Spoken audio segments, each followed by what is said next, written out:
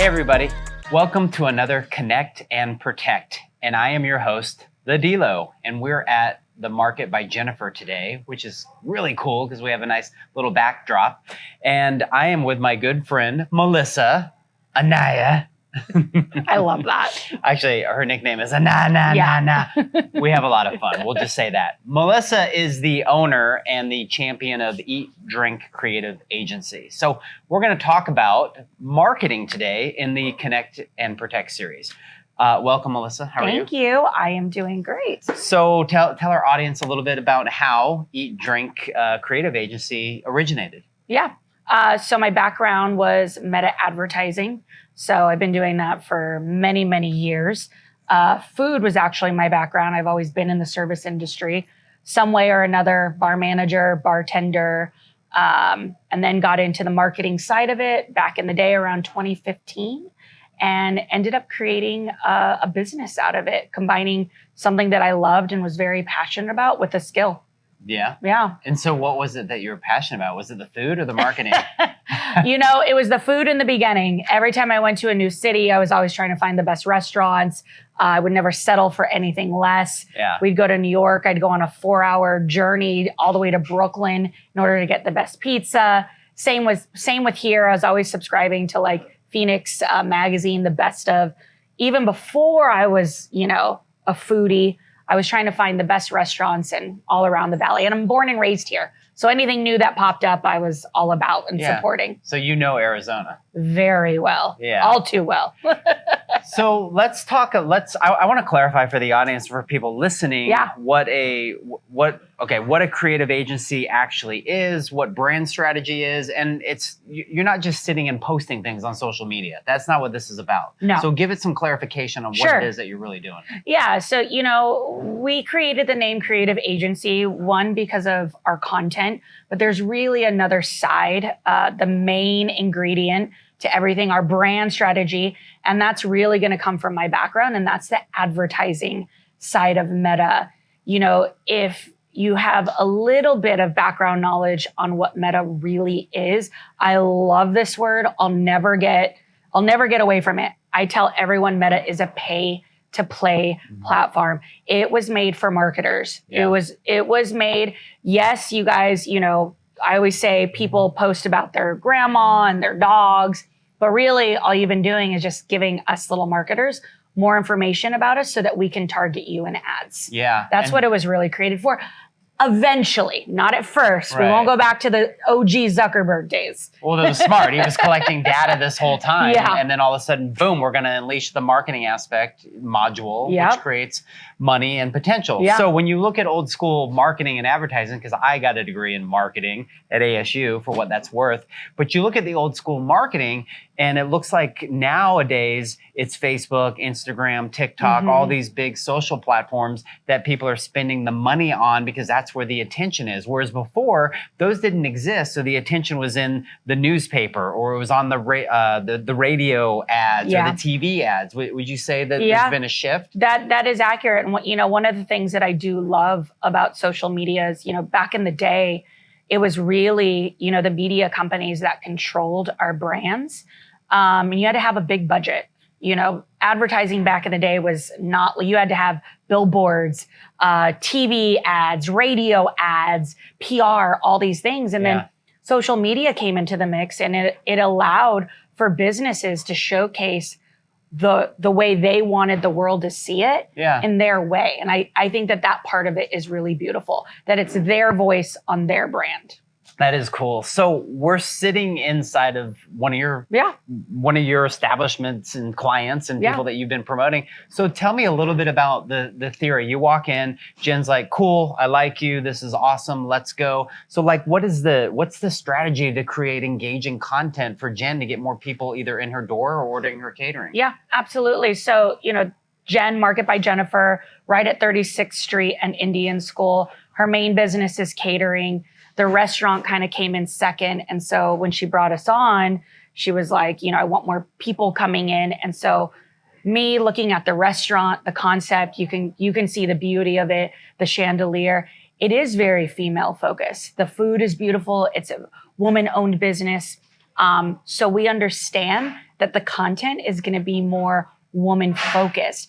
Even our advertising on Meta we can take out men and just target women in her, her age category. We can go down to a mile to two, the littlest is a mile around her restaurant, really get the locals that are around here because she's surrounded by a neighborhood. Yeah. So when we come in, we really do look at the concept and who fits majority of like the demographic that would be coming in here.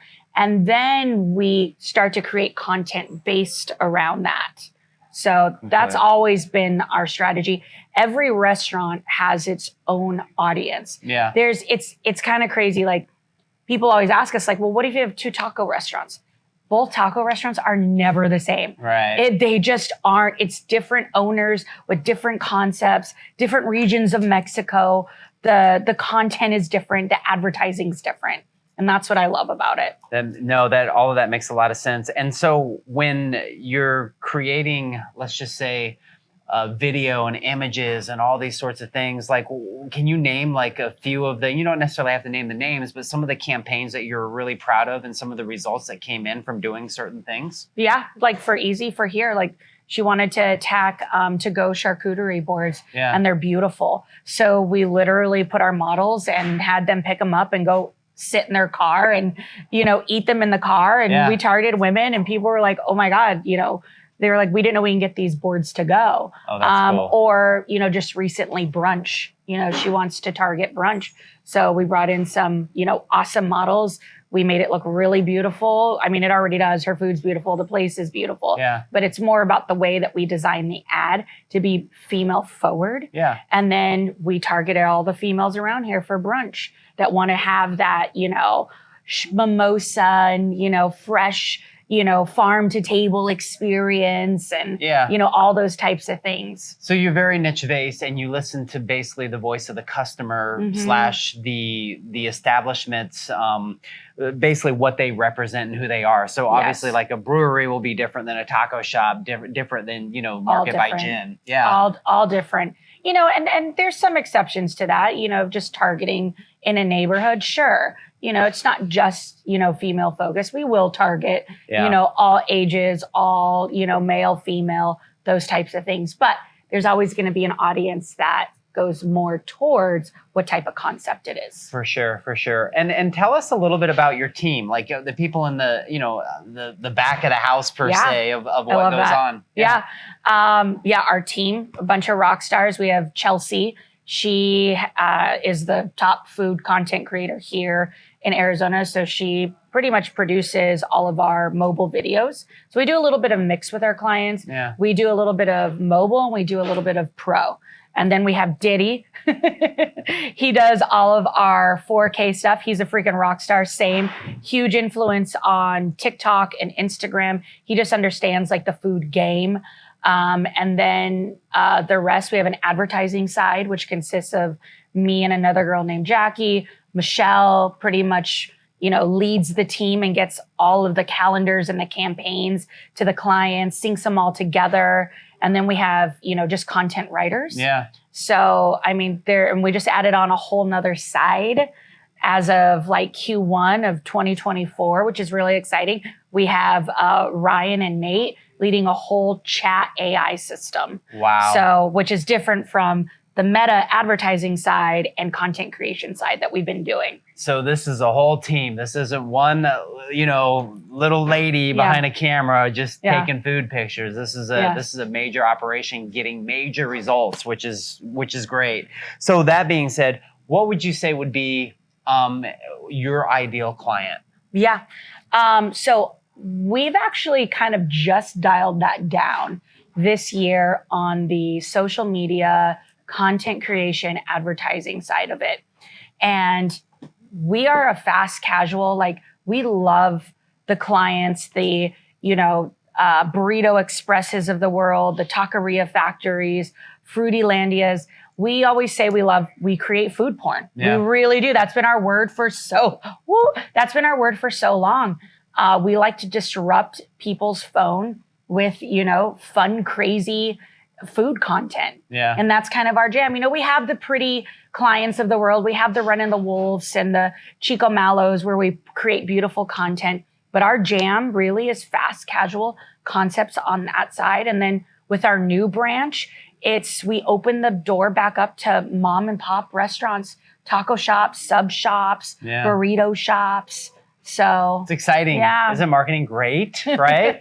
Okay. What are the top 3 tips that you could give to a restaurant that's just starting out and wants to do, you know, some of its own marketing? Yeah. Oh, okay. This one's easy for me. I love explaining this to restaurant owners. This is one thing I never can quite understand. You guys put a lot of effort into the on-site branding, down to your apparel that your team wears. The menus are beautiful. Everything matches when you walk into the doors, but your digital brand seems to fall apart. Down to the bios do not match across the board from TikTok to Facebook to Instagram. You have 3 different logos on all different platforms. Like no cohesiveness. No cohesiveness at all. The colors on your social media, the flyers that you put out, it looks like a hodgepodge of randomness.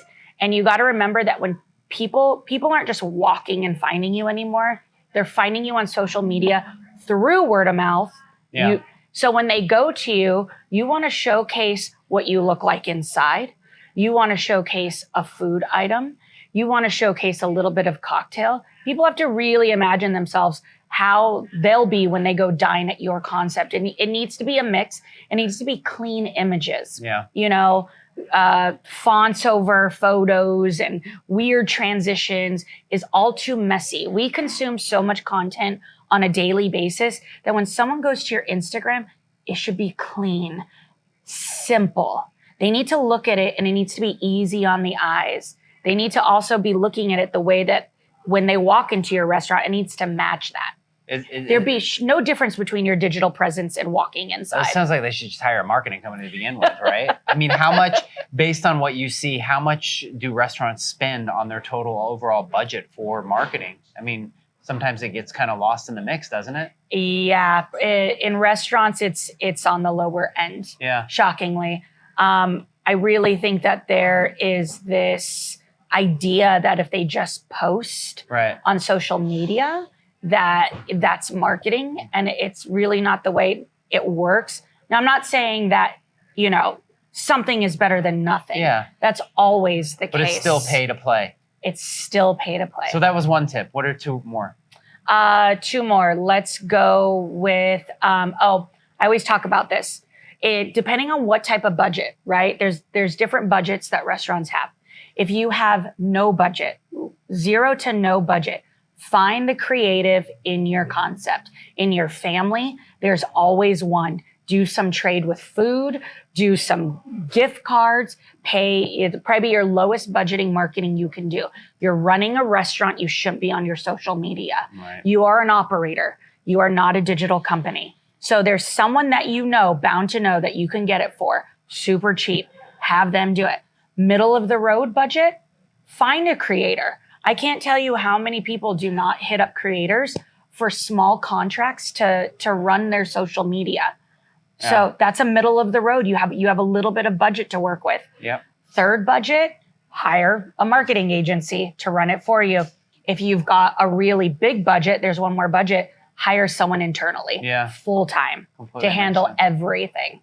I like it. We are actually below hiring someone full time. Yeah, no, that's great. And it's great to watch you grow as well. Is there anything else you want to relay to restaurants? As far as tips or anything? I think, those are always my biggest tips. Those are the go-to. Yeah. Rewind this and listen again. Okay, so let me ask you this. What is the future of food marketing? Are we in the future right now? And give us one last tip for restaurants. Love it. So I always say there's a winning item. There's always an item. It's usually going to be your best performing item, A, in sales, and B, on content. So if you pull the insights on your Instagram, you've had to have been around for a little bit. New account, you wouldn't be able to do this. Eventually you would, probably 90 days out. You're going to pull the insights on your Instagram. Yeah. You're going to filter them by the highest performing. what you'll notice is a trend. So if you're an Italian restaurant, it's probably going to be chicken parmigiana, a amazing chicken Alfredo dish, something like that, right? And you'll notice that every time you're posting those are the highest performing. I always tell a client, do not think it's repetitive if you keep posting those. If people are engaging, if they're commenting, if they're saving, that is a high performing item. Keep posting it. It means that your people like it. Yeah. So why would you post a salad? Yes, I know we have to post the salads, but stop posting the salad because you think it's a good post to share. Post what the people are talking about. Instagram and Facebook will tell you what it likes based off of your users. So if you post something and no one likes it, they think it's crap. Well, yeah, give them what they want. It's no different than your real menu. If people aren't ordering the, filet of bull and they are ordering the meatballs, you're going to serve more of the meatballs and take the bull off the menu. So yeah, it doesn't matter if you post a spaghetti and meatballs 8 times. If that's what the people love, keep sharing it. Spaghetti and meatballs. They love that. Okay, so what is the future of food marketing, or are we in the future right now? Or are you seeing any trends or anything that's coming, that's a little bit different than what's going on? I do. I don't. It's never ending. Yeah.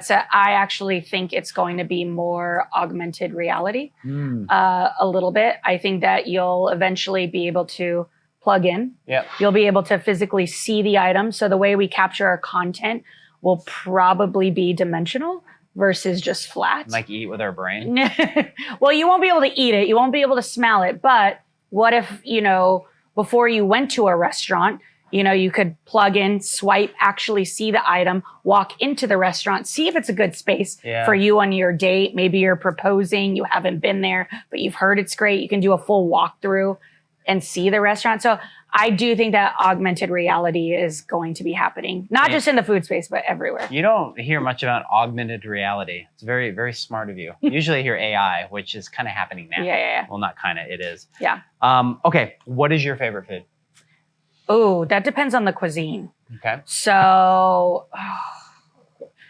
I would have to say it's a tie between Thai and Mexican, because I'm Mexican. Okay. So it would have to be both. But now you're on a desert island. What's your choice? French fries. French fries. Wow. I've always known it's French fries. If I could only eat one food and survive, it'd be French fries. Yeah, it's just because it's carby. I know a guy that went on a potato diet for like 2 years and lost a ton of weight. So French fries are good. Yeah, I'm starting it. If it works for me.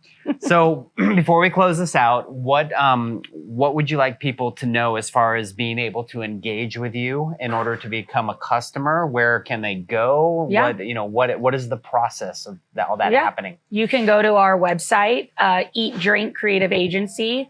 You can go to our Instagram, Eat Drink Creative Agency. Send us an email. You can look on Google, Eat Drink Creative Agency. Pretty much wherever there's a social outlet, that's all you got to type in.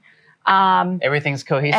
Everything is, Eat Drink AZ is my influencer brand where I review restaurants, and then you have the agency side of Eat Drink Creative Agency. Yeah. Very cool. You heard it here first or second or third, folks, but this is Melissa, and dude, I'm gonna call you dude. I like it. You're my bud. He's my bro. Thanks for coming on. This has been great. Thank you. This has been awesome. Anyways, until next time, everybody. Peace out.